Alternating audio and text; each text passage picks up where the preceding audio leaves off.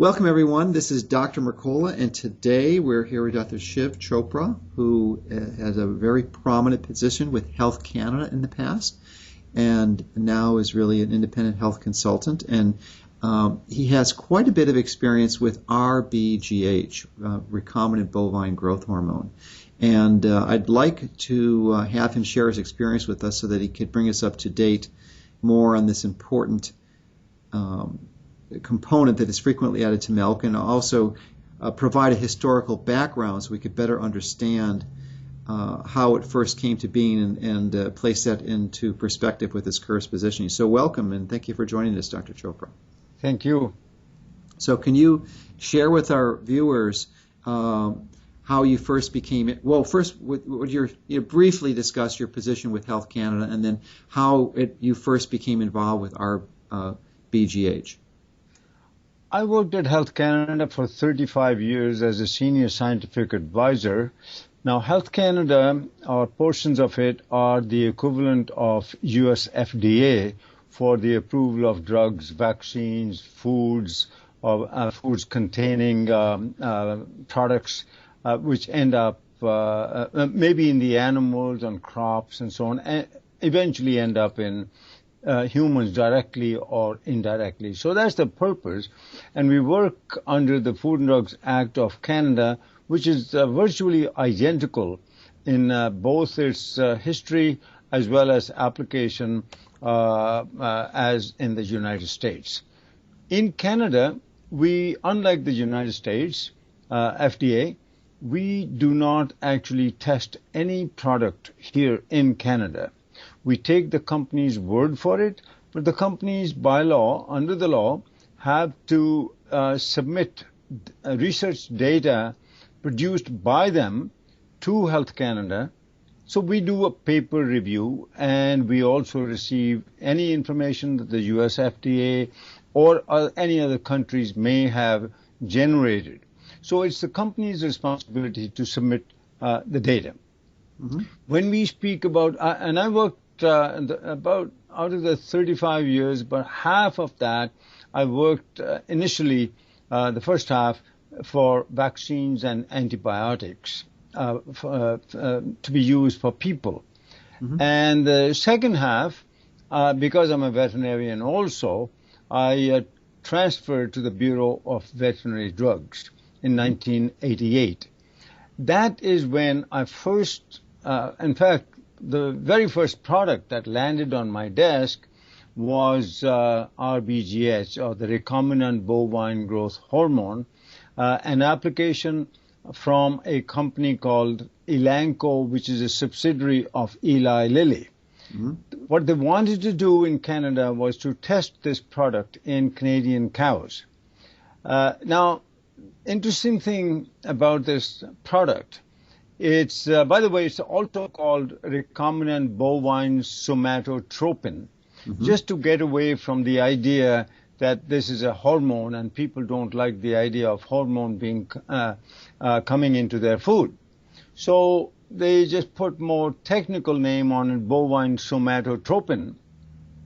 And it's the same hormone that the cows produce when lactating or giving birth to a calf and so on. In fact, every species, mammalians, produce their own growth hormone. The humans produce it, the horses produce it, the dogs produce it, and the cows produce it. Mm-hmm. So the idea here was to take this hormone, which is produced in the brain, in the anterior pituitary gland, and then try and give it back to the cows to produce more milk. And so at that time it was called bovine growth hormone, or BSG. Now the companies, US companies, came up with the idea that if they could produce it in a genetically modified bacteria, E. coli, then they would get abundant supply of it instead of going to the cow's brains, and then they could give biweekly injections of it and produce more milk from the same cow. That was the idea.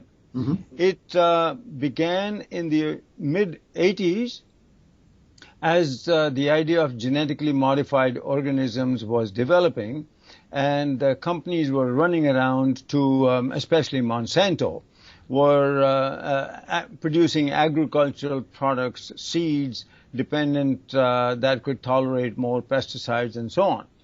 But as that was going on, it was being approved, and in Canada oil called canola was a great discovery before that, and Monsanto, without any testing, without doing anything, they just got it approved, genetically modified seeds of canola, and so that was going on.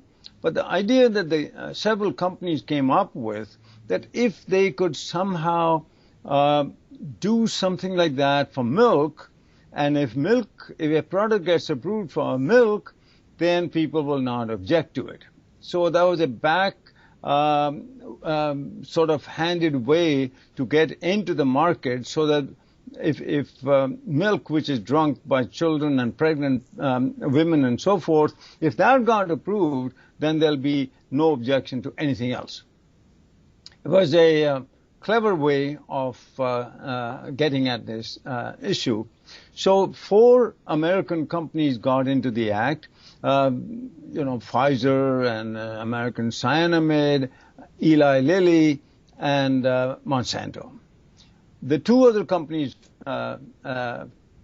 left the research. They didn't want to pursue it. There wasn't much in it, they figured, or whatever their reason was. But Eli Lilly and Monsanto continued. Now the U.S., meanwhile, passed a law that as far as GMOs were concerned, or genetically modified organisms, or seeds, or some people call them genetically manipulated, genetically engineered, whatever the term is, the idea is that you produce a seed or an organism that now you own, and you can patent it. This patenting of living organisms or their products until then was not allowed in any country. It still is not. Only the U.S. approved it, that now you can patent living forms and their products. So here's 2 companies coming up with trying to patent rBGH, now Recombinant Bovine Growth Hormone, or rBST, and that they would patent. But the U.S. also passed a law, only for the U.S., that if a patent is allowed, then it'll be allowed only to one company, whichever comes first. Eli Lilly had already a patent on human insulin produced from E. coli. Monsanto came up with the idea of doing the same thing, of producing rBST or rBGH from E. coli, and so they got the patent for it. When Elanco, or the Eli Lilly, the subsidiary of Eli Lilly, also wanted to do it, they were disallowed. This resulted in a court battle in the U.S. between the 2 companies, and then as it went forward, they reached an out-of-court settlement that Monsanto alone will sell rBGH in the United States, but in other countries they both could share the profits. They could both sell. So now, to get it going, Elanco, Eli Lilly, came to Canada in 1988, and they wanted their product to be tested. And that was the submission that reached my desk. And I was new in this Bureau of Veterinary Drugs of Health Canada, and I happened to be acting chief for just a couple of weeks, and then the recommendation that I received from an evaluator, drug evaluator, that we should pass it without any question. And I said, how can we pass it without any data? And his answer was that, well, it's the same hormone that the cow produces, except this is genetically modified. I said, we can't approve on assumptions. The law is that we must receive data from the company. And he said, what data would we ask for? I said, it's very simple. This is a hormone, and if you inject it to an animal, it could induce other hormones. After all, this is a growth hormone. It will make the tissues grow, other tissues, all tissues grow, which is how it works. Then, therefore, it might induce the production of other hormones. And his idea, well, what hormones would you test for? I said, well, we can ask them to test it for in the thyroid. It produces thyroxine, which we can measure. We could ask for progesterone and the ovary, that we could measure. And we could also ask them to do similar testing for insulin for the prostate. These are hormones which are easily measurable, and they are induced. They're critical hormones in the human body, and so therefore that's what we should ask the companies to test. And he said, well, why are we concerned about these hormones when in fact even if the rBST or rBGH appears in the cow's milk, then it's a protein hormone, so it'll be digested in the stomach of the baby or the mother. Then, so why should we do any testing anyway? So I said, you cannot make any assumptions. He said, well, what test would you do then?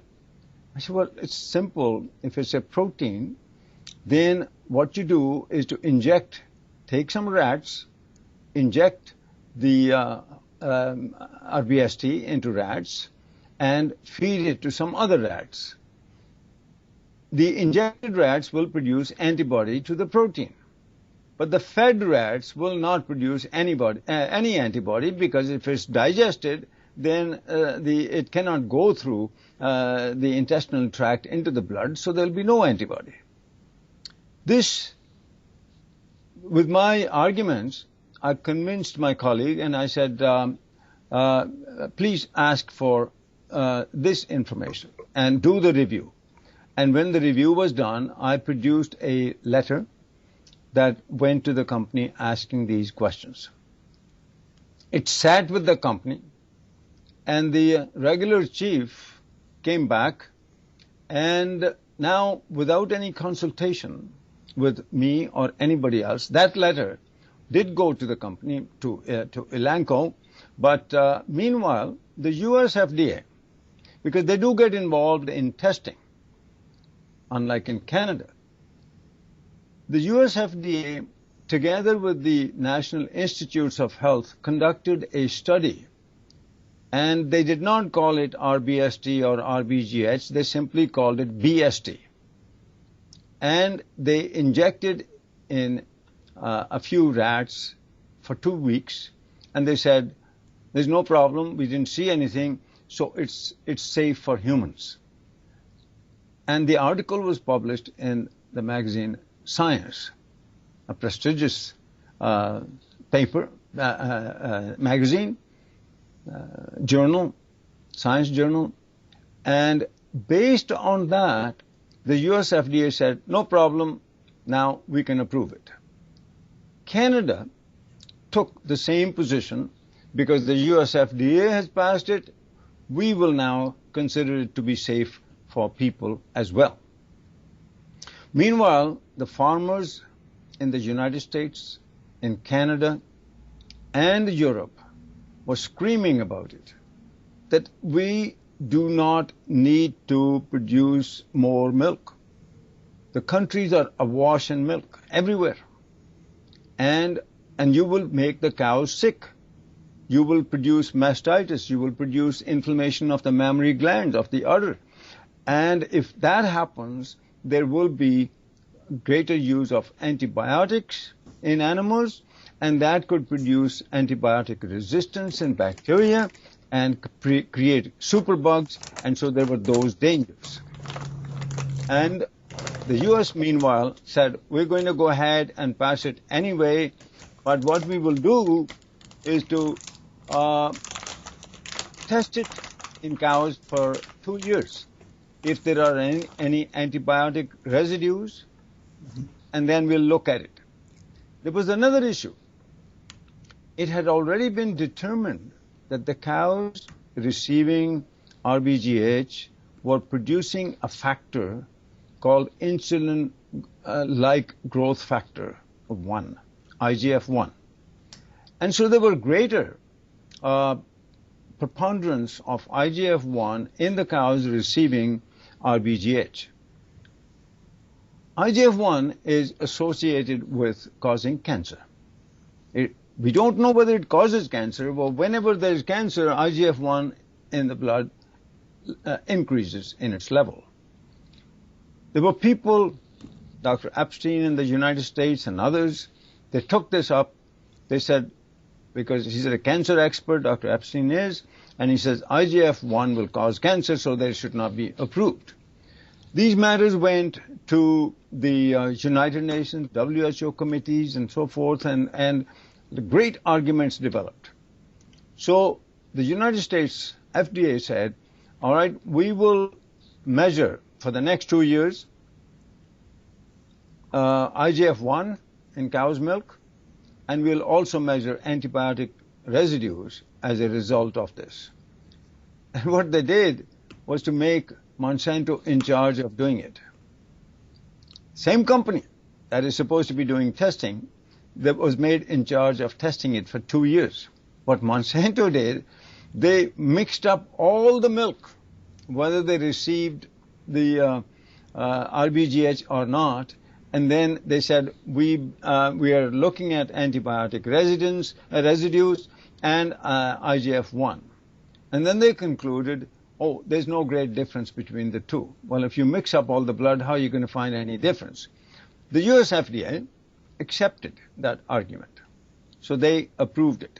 Meanwhile, in those 2 years, the European Union countries put a moratorium, and they were waiting for the US results. And so they were now in a situation they were going to have to approve it as well. And in Canada, there was no moratorium, but virtual moratorium that we will wait for the US results. Now we are coming into the mid-90s, so it's about 1997. 10 years have passed. And once again, I was now personally acting chief of a different division. I used to work in the Human Safety Division as Senior Scientific Advisor. Now, for about 4 months, I took a job in the Animal Safety Division, where products are tested for safety in the livestock. And there I met my colleague, Dr. Margaret Hayden, who for all these years in this different division, she was in charge of animal safety of rBGH. She was evaluating it, and she had concluded long time back that the cows receiving rBGH were suffering from all kinds of adverse effects. Their joints were swollen, there were blood deformities, they were producing double bursts, and huge inflammation at the site of injection, and various other kinds of things that were happening in the cows. These were the data that were actually coming from the United States, where the cows were being tested. Studies in Vermont, studies in Florida, and so on, and farmers complaining. The udders of these cows were so large, they were dragging them on the ground, and their joints were swollen in a bad state. After all, when you're giving a growth hormone, it makes the tissues grow everywhere. What came out of all this history, that in Canada there was a Senate committee hearing where I was invited or ordered to present all this history, what happened to rBGH. As a result, ultimately, in Canada, rBGH was not approved. It was not banned, but it was not approved. There is a difference. That means any products, milk products, coming from the United States could still be imported. And they said, oh, it's not dangerous for people, but it's only not safe for animals, which was a ridiculous way of not approving it, because Health Canada really has no responsibility for the cows. It's only responsible for human health. And animal health is only indirect effect. Based on what happened in Canada in 1999, the EU countries, EU Parliament, actually banned it. Now, to this day, US is the only industrialized country where rBGH remains approved. But so it's illegal in the rest of the world. It is illegal in, I don't know, there may be some countries where it remains approved, but, places like Zimbabwe or Pakistan and so forth, but not in any major industrialized country. Not in Canada, not in any EU countries where it's actually banned to be used. So, but US did not do anything about it. Meanwhile, Monsanto kept on saying, oh, they're having a great time. It's being sold. There might even be a shortage.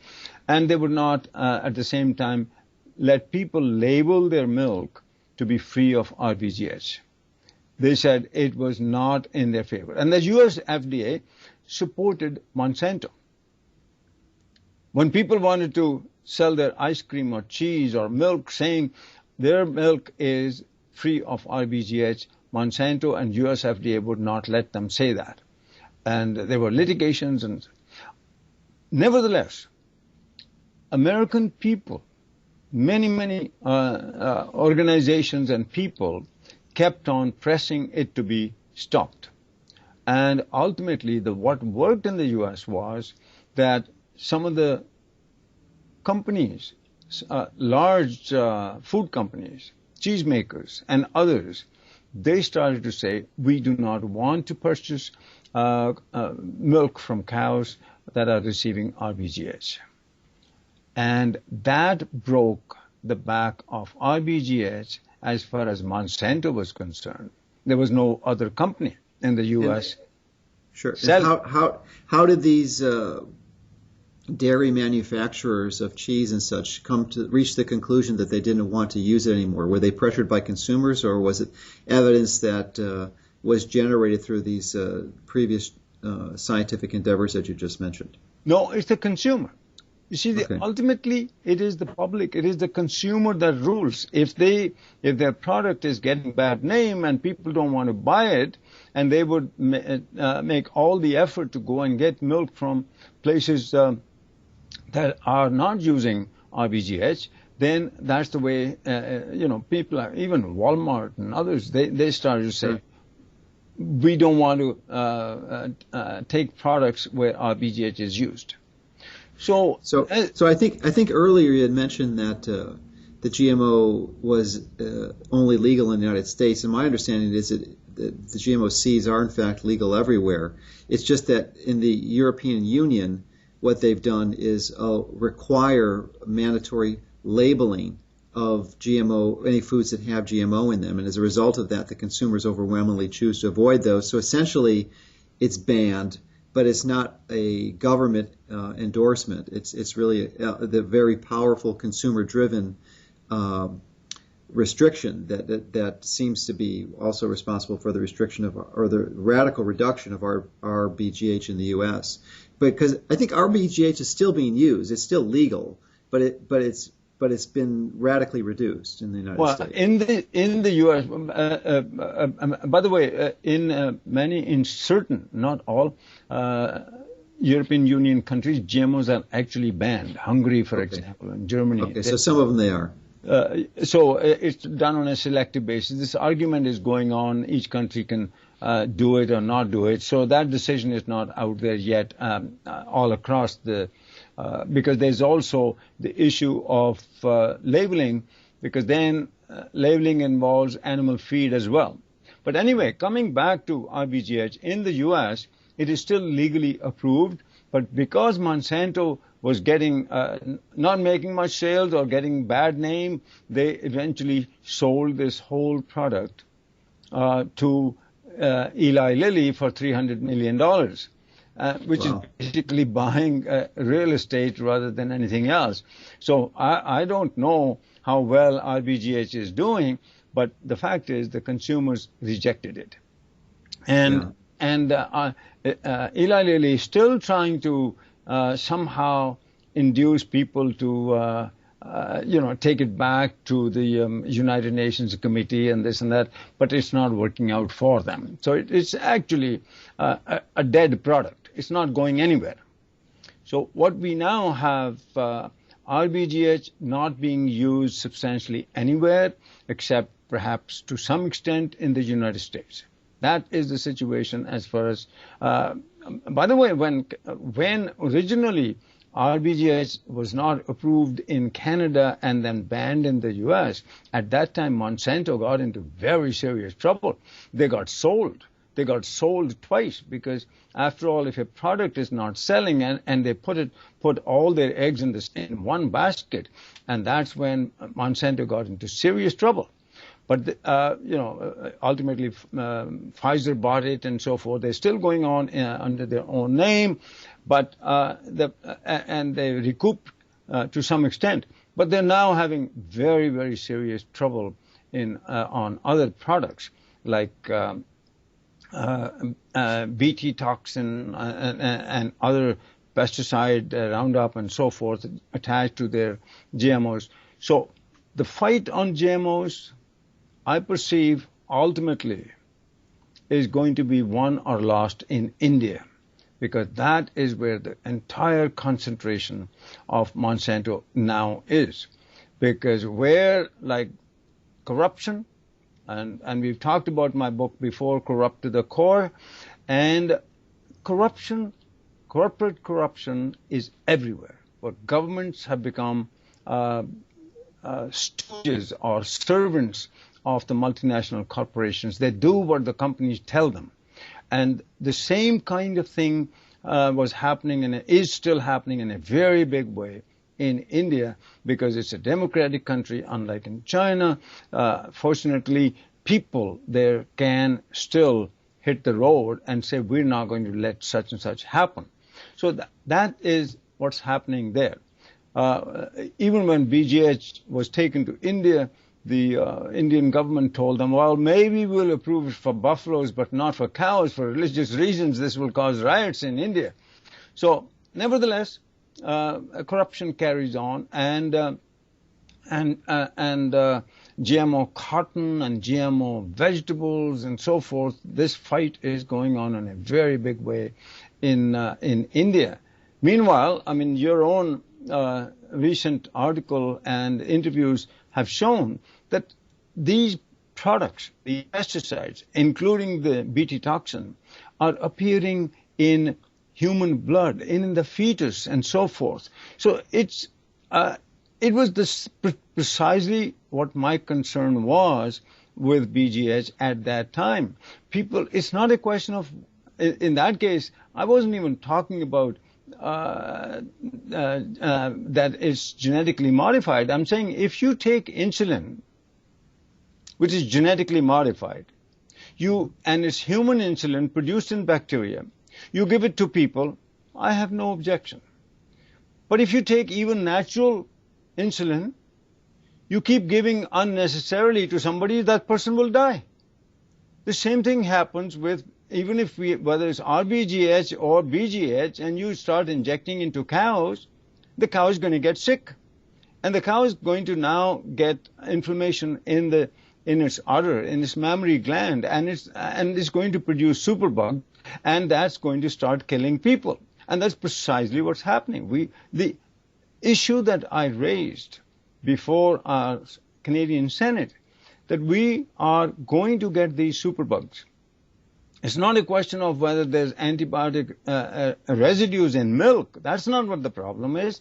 The problem is there are bacteria in the teat canal that become resistant And those superbugs, MRSA and VRE and all those technical terms we read in the press, they are going to start killing people. We have no more antibiotics left to treat people to human infections. And that was the concern that killed BGH. It wasn't IGF-1, it wasn't labeling, it wasn't any of this. That was the greatest concern that I had, that this will cause serious problem of infections in people. In addition to, of course, possibility of cancer from IGF-1. So just due to those two things, then it's BGH, as far as I'm concerned, is dead. It's dead issue. And it will not flourish, no matter what company brings it. It will not. India is the largest producer of milk ahead of the United States. It has been for many years. And it's a milk-consuming nation. And so therefore, if it keeps on producing more milk, like the country is developing, it will surpass any other country and could provide milk to the rest of the world. But this is the problem that we are now facing from these corporations, telling lies that there's shortage of food, there's shortage of milk, there's shortage of nutritious food. That's complete nonsense. There's so much food in the world. 40% of the food is being wasted even in India. Of course there are starving people, malnourished people. That's because of corruption, not because of lack of food or lack of nutritious food. They're deliberately turning food into bad food, into toxic food. That's what's happening. And it's shameful that it should be happening in a country like the United States, scientifically the most advanced country, the richest country, and it's making its own population sick, and then goes out to then treat them afterwards, creating cancer, creating superbugs, and then going out to invent more products. And these are the issues that it's not just rBGH, it's the whole business of medicine that is now being pushed by these corporate giants, creating disease and then going out to saying that we're going to cure it or we're going to prevent it. We're going to have anti-cholesterol drugs. We're going to have vaccines. We're going to have this. We're going to have that. Wherever you look, there is same corruption about how... It's this corruption and this incestuous collusion between government and these multinational corporations that really allows the whole process to perpetuate. But there is hope, and as you just pointed out, the consumers were able to vote with their pocketbooks effectively and eliminate this from the United States, and hopefully we'll be able to do a similar process in California, where we have this ballot initiative in process where next year in 2012, if it's passed, GMOs will be required to be labeled in California, and there's very strong suggestion that if that happens, it'll be the beginning of the end of GMOs in the United States and probably the world, because consumers are going to choose overwhelmingly. If they are informed, they're not going to choose this process. So I think that the story you shared with the rBGH gives us more encouragement and inspiration that, in fact, this is there's a history of the consumers being successful in this area, and there's certainly every strong evidence that suggests that we can be successful in the rest of the GMO arena. Yep. Well, labeling is one way. I mean, I'm not all that much of a fan that we can handle only through labeling, because labeling, if once you start labeling, then how far would you go? And then how do you... The fundamental issue is that why should any product be approved which is contrary to the Food and Drugs Act? Because according to the Food and Drugs Act, then it should never be approved.